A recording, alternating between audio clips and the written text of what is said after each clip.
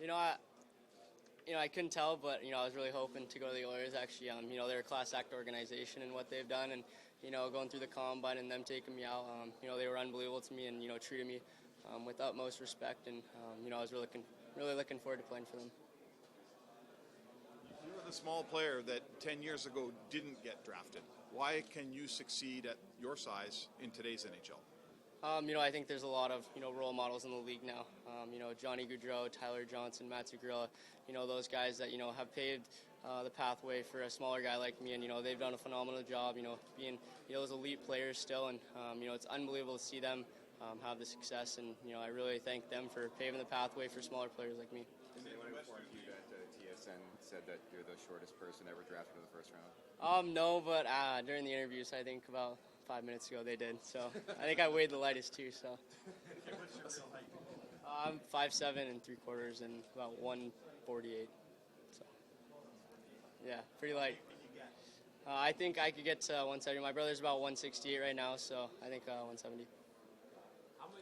Is it more exciting for you being a skilled guy to come to a team that has McDavid and Draisaitl and obviously some other skilled guys to play with eventually? Yeah, it's unbelievable. Going to that team. I played against Draisaitl my first year in Spokane, and that he was unbelievable. I've never seen a guy chuck backhand sauce, cross ice, right on the tape to a goal. I'm really looking forward to it. And going to that skilled team, I think it's definitely going to benefit my game, and it's going to be awesome. What are your goals left in the Western Hockey League? I mean, you put up a ton of points this year. What's the goal for next year? I think my goal next year is, obviously help my team win as many games. I obviously want to win the Memorial Cup, and I think personally is definitely to lead the league in points. Do you have a schedule for yourself? When do you think you might be National Hockey League ready? I don't. I think maybe this year, if not one more year, I think then I'll be ready. Do you have a relationship with Tyler Johnson? Or you mentioned. Yeah, I do. He, I grew up skating with him. His mom was my first power skating coach when I was about, 2 years old, and I've worked out with him for the past 4 years. He's a tremendous guy, tremendous athlete, and one of my biggest role models in life. Everybody in Spokane took power skating from Mrs. Johnson. Is that right? Seems like it, yeah. Like, he made it. Tyler made it. He's a very good player. Has he been a role model for you? Yeah, the biggest role model. Watching him and seeing what he's been able to do in the NHL and what he's done as a person. I want to emulate myself, and he's definitely paved the path for me, the right path at least. And he's an unbelievable guy, unbelievable friend, and I'm really looking forward to hopefully playing against him one day. I haven't checked my phone. I'm nervous to check my phone, but I think I might have gotten one from him. What's the biggest challenge for you moving forward before you get National Hockey League ready? What's the biggest thing you think you have to work on? I definitely think I need to get bigger.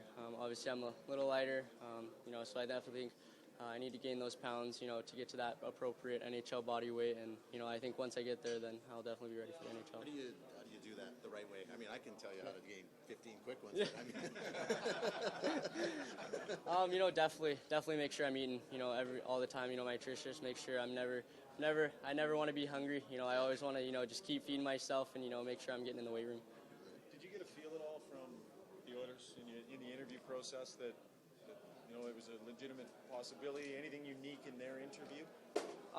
No, I don't even think they didn't interview me at the NHL Combine. They actually took me out to dinner Wednesday, and they asked me, would you like to be a Edmonton Oiler? And I said yeah, and I think after that, I got the best feeling from them. The respect they had for me and what they did for me, it was unbelievable, and I really thank them a lot. Who'd you go to dinner with? I went with Peter Chiarelli, Bob Green, Keith Gretzky, and Crossan. Jim Crossan, yeah. Western Minnesota. Yeah. Growing up and also at the higher levels, did you ever have to deal with any kind of prejudice, because you're Asian American or because of your last name from players, fans, anything like that? No, actually, it's been a coast for me. Everywhere I've gone, people have been phenomenal. Treat me with utmost respect and playing and laughing, giggling with me. It's been awesome. So. Your father would be Japanese then. Could you just give us a little background how you end up with a name like Yamamoto, because you don't particularly look Asian?